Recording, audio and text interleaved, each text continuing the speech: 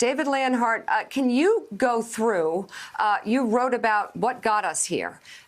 If you can, list some of the key areas that really put us in this pretty desperate situation. Yeah, we focused on 5, Mika. And so one is the lack of effective travel restrictions, which really is ironic. I mean, my friend Ross Douthat, an opinion columnist at the time, says, we have a xenophobic, germophobic president.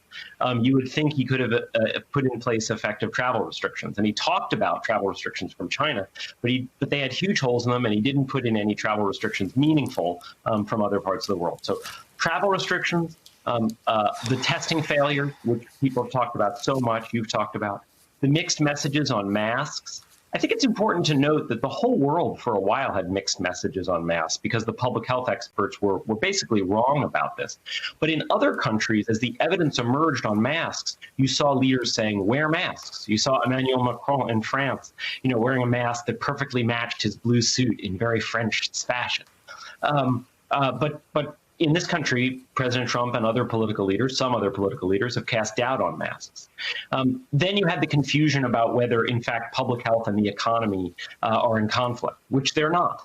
And finally, and this is sort of spans everything, you had incredibly mixed messages from our political leaders. As one of the people we interviewed said, look at how Angela Merkel talks about this in Germany. Look at how other leaders talk about this around the world. It's consistent. They say take it seriously. They say act. They put their government behind it. And we haven't had that. And look, this is a really hard problem. There isn't a country in the world that hasn't struggled with it. We see little flares or even more than little flares in Europe, in Australia right now. When you look at the numbers, the scale of those new outbreaks in these other countries is just of a different order of magnitude. There is no rich country that looks like the United States right now in terms of the scale of the virus, the scale of death, and the amount of chaos that it's sowing in terms of our normal daily functioning.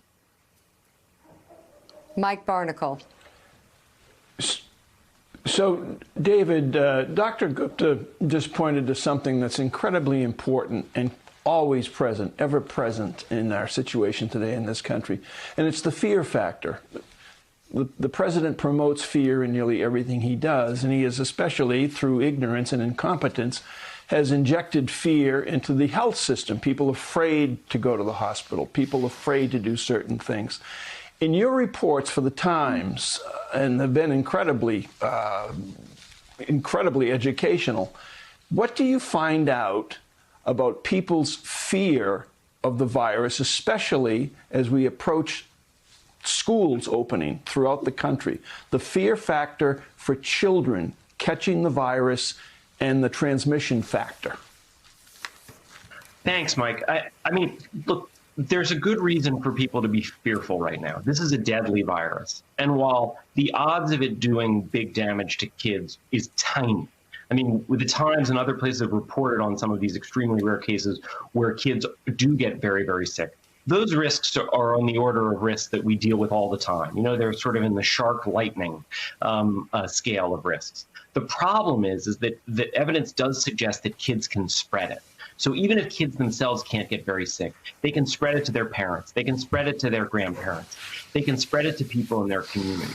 And so we are at a level of virus spread in this country right now in which we can't safely reopen schools. We would like to, we would all like to, but it reminds me of the stuff with the economy, in which we can't just wish the virus away. We first have to crush it, and then we can turn toward things like reopening schools safely and reopening our economy safely. But if we don't crush the virus first, a lot of the fear that you're talking about, unfortunately, is rational. Gene Robinson, jump in. I have a question for Dr. Gupta, and it's about reopening schools. Of course, we have this very confusing patchwork because there is no national strategy for anything dealing with the virus, including for opening schools. But how big an issue do you see school openings becoming, and how big a threat to really sort of mushroom the rate of infection and create terrible problems, especially as we go into flu season? Thanks, Eugene, for the question. It's a really important one. You know, what we do know is the following. We know that there was a 25% rise in documented cases amongst children just in the month of July. 97,000 new cases reported by the American Association of Pediatrics. And you know where, Eugene, they were focused? They were focused in the South and the West, places like, and led by Arizona. So what we do know is that it is absolutely irresponsible for governors, state officials to even to pressure school boards to open in places like Arizona, because if what's happening in the community is any reflection, children will be impacted. They will transmit the virus. They will be infected. That puts teachers at risk. That puts bus drivers, other staff at risk, puts parents at risk. So, and we also know, Eugene, that children can transmit this disease. In some cases, very young children have more virus in their noses than adults. Again, new evidence. So as we're learning more, the idea of opening up schools in a hot zone is no different than holding a political rally in Tulsa in an indoor stadium. It's a super spreader type risk event. And so the only way to even think rationally about school openings is obviously to the extent that schools can actually social distance, that they can actually ventilate rooms, which is very variable across school districts. If you're rural versus inner city urban, those are very complicated. If they have rapid testing, great. Those are essential items of any safe reopening of schools. What we don't want to do is create haves and have-nots, because affluent school districts can afford things that public schools cannot. David Leonhardt of the New York Times, thank you so much. Dr. Vin Gupta and Walter Isaacson, thank you as well. We appreciate you all being on this morning. And coming up. Thanks for checking out MSNBC on YouTube, and make sure you subscribe to stay up to date on the day's biggest stories. And you can click on any of the videos around us to watch more from Morning Joe and MSNBC. Thanks so much for watching.